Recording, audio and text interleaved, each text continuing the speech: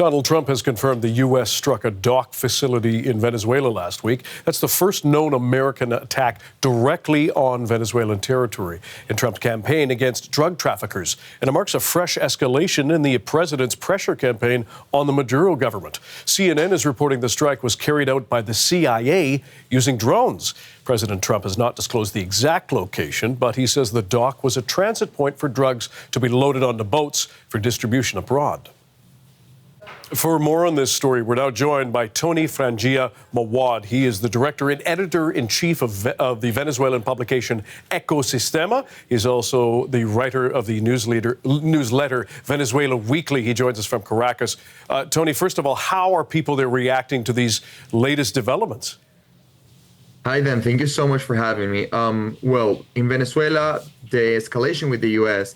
and, of course, the blockade and the buildup in the coast has already become part of routinary daily life, considering this began a lot of months ago. We're talking from August till now. So in a way, Venezuelans have already adapted to this.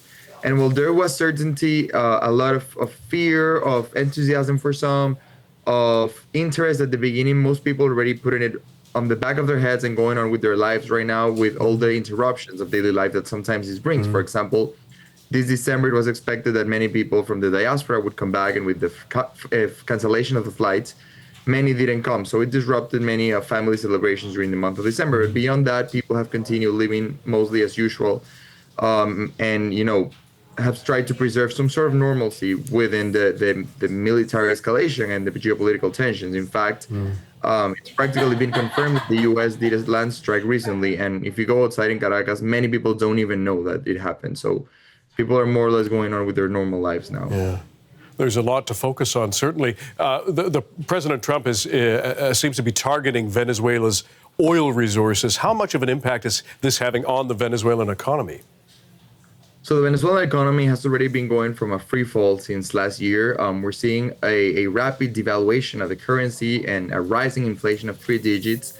And now with Donald Trump generating an oil blockade that could affect around 70% or more of Venezuelan oil exports to mostly Asia through the sanction or the black oil market, this is probably going to get worse because it's going to limit the amount of dollars that are entering the country, and that will lead probably to higher inflation. So the Venezuelan economy is already quite weak and fragile, and with the new U.S. stance on the oil blockade, we might see a deepening of it. Of course, the Trump administration and the opposition leadership is expecting and hoping that this will lead to major pressure that could lead to some sort of settled negotiation or a democratic transition. But the regime of Nicolás Maduro has proven before that they have managed to design a lot of mechanisms and ways to actually skirt sanctions and pressure from the U.S. and other international actors.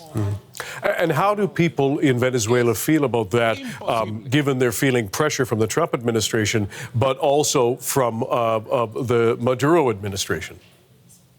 So the first months, I'd say that first of all, it's quite difficult to actually know what many Venezuelans are thinking, because in Venezuela, because of the censorship and the crackdown and repression that especially followed the July 2024 elections, many Venezuelans are afraid of actually talking publicly about their opinions. For example, recently a Bloomberg and Intel Atlas poll found out that around 34% of Venezuelans inside Venezuela said they support an intervention towards Maduro, but actually the higher number was an almost majority of almost 40% that said they were uncertain about what to think. And many experts here say that people are actually just trying to hide their opinions on the poll. So it's very difficult. But what I've noticed from talking to people in the street, from living in Caracas, is that at least during the first months, we saw a lot of enthusiasm for the idea that the pressure could lead to a negotiation to actually reestablish democracy in Venezuela, or that maybe a swift intervention could lead to swift political change. But, it's been such a long time already that I feel that most people now are starting to think this is like a sort of bluff.